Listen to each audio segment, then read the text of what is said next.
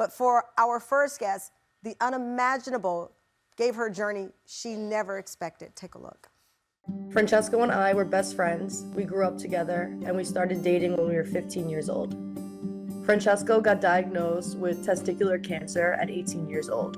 We were so young, and it opened my eyes at a very young age of how short life could be. Once the pandemic started, we started making TikToks, goofing off, pranking each other, and sharing our love story to the world.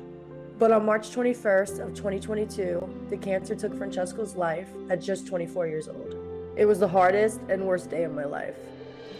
Francesco was my soul tie, and it has been incredibly difficult not having him by my side.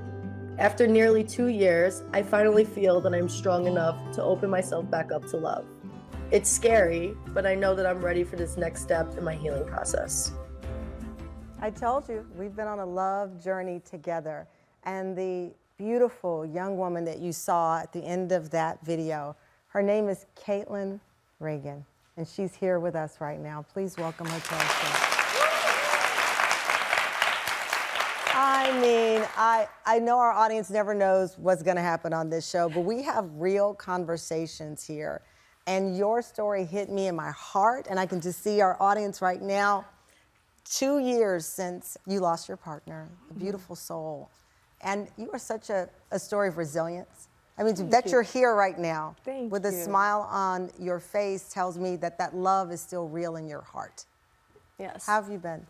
I've been good. It's a day-by-day process. Some days are great, and some days you're like, ooh, what happened? Why am I not feeling okay today? So it's a roller coaster. Remind me, how old were you when he passed away? 24. You were only 24. Mm-hmm. So it's been 2 years, and when I look back at the videos, I'm like, oh, I was like seeking out for help. Like I was seeking out for people to relate to me. And then when I started to see how many people were relating to me, it really helped build a community. Yeah. I know you have gone on social media to share with people in November that you went on your first date.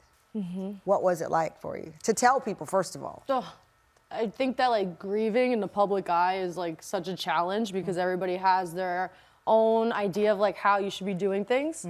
But what I learned is that nobody knows what's best for you, so I kind of just try to stick to my gut. So I was scared to tell people because there's really no timeline to grief. I know that I was just scared that people were gonna think it's too early or what's wrong with you, then you never loved him. And I was just scared that people would make me question me, like who I am.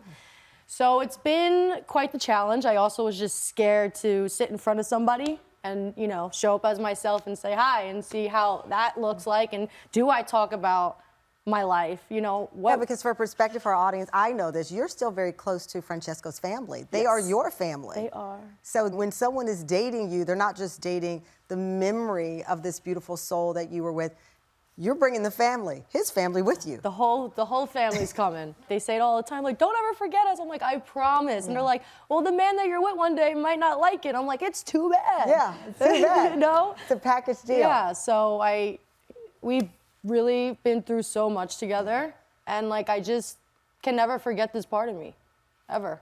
Well, coming up, Kaitlin prepares to go on her first Valentine's date since Francesco's passing. Relatable author Rachel Dealto joins us with advice on how to navigate when it is hard to move from the past that you want to hold on to, but to the future that can be so inspiring. Our week of love, many levels of this conversation. You didn't know that, but it's the Tamron Hall Show. Don't go anywhere. So we have kicked off our first ever Love Week. And when we planned this entire week, we said we were going to tackle all versions of love.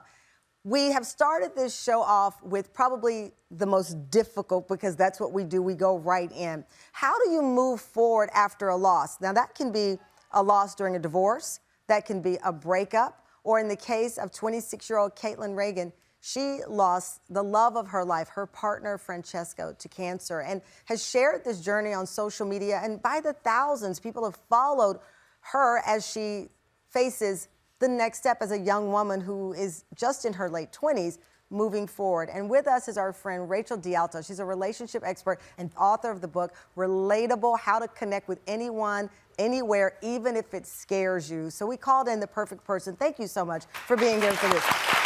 Thank you. How do you reset your mind to move forward? Like I said, the loss comes in many forms. This is a permanent loss. But if you just wake up today and you're going through a breakup, I mean, there are certain songs I still can't listen to because I think about a breakup I had when I was 22. You know, it's hard to move forward. It is hard to move forward. And that's where that grace comes in of you need to decide how many steps can you take. And whether you're going through a breakup or a loss that's tragic, like that she's gone through recently with Francesco, it's you have to figure out what steps can I take? What do I feel comfortable with?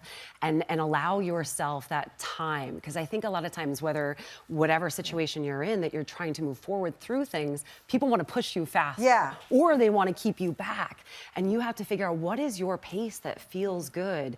And do know that moving forward is healthy for you, but it has to be on your terms. And so on your terms, you shared on TikTok that you are preparing for a date. This Valentine's Day in Miami. Yes. Yeah, that's what I said. Okay, good. And we have a little bit of you talking about it on your social. Let's play it. Guy from Miami was like texting me and he said that he would love to fly me out. He wants to see me. And at first I was like, wow, that's so sweet. Like he's really putting in the effort. But then I was like, ooh, like a free flight. I don't know. Like I feel like nothing's really ever free in life. What does this mean for me? Like where would I be sleeping? What's his expectations if he's paying for the trip? Like am I embedded to this person? So I was like, you know what? The most incredible thing about 2024 that I really want to step into is my authority, like my independence. So I said, you know what? I was like, you don't need to book my flight. I was like, I'll book my own flight. I'm not really sure if he got offended or not, but I don't really care. I have to put myself first and do what's comfortable for me and what's right for me. I was just really proud of myself. So you're going on the date, but you bought your own ticket. I bought my own ticket. Which is what you're supposed to do. Okay, good. Aunt Tamron approves of buying your own ticket because you can buy your own ticket home. Right. You were worried he would be offended. That's a curious thing. Why were you worried he'd be offended? I don't know. I was like, he's trying to be nice, and am I rejecting him? Or like, am I making him feel less like manly or less, I don't know, like I wasn't really sure. Like I'm very new to this, but I just didn't feel comfortable, and I'm like, I can't worry about him. I can only like worry about me. And he wasn't offended, clearly. He wasn't. He was so like, you're going to Miami. Yes. The big thing, Rachel, and why I wanted you here is Kaitlin is still close to Francesco's family. And she talked about like how soon do you tell people your backstory? I call it, I'm a superhero fan, my origin story. So how soon do you tell your origin story, especially one like this? I think it's important to be yourself and to share the things that are really important to you, but it's also figuring out how much to share. So on those first dates, I like to say, in business, you have the 30-second elevator pitch, right? So you talk about who you are in 30 seconds. Well, for you, I'd say, let's keep it short. Let's do a 15 to 30-second explanation of who you are, but how can you explain it in a positive way to let them know that they are gonna be a part of your future. And that's a social media version of me. There's something much more that I'm not sharing on social, which is okay, by the way, but there's another version of you. That's something that I thought about with you so much, is that there's so much that you share out there, which is beautiful, and it's gonna help so many people, but you get to curate that. And you get to choose who's allowed in your brain. Right.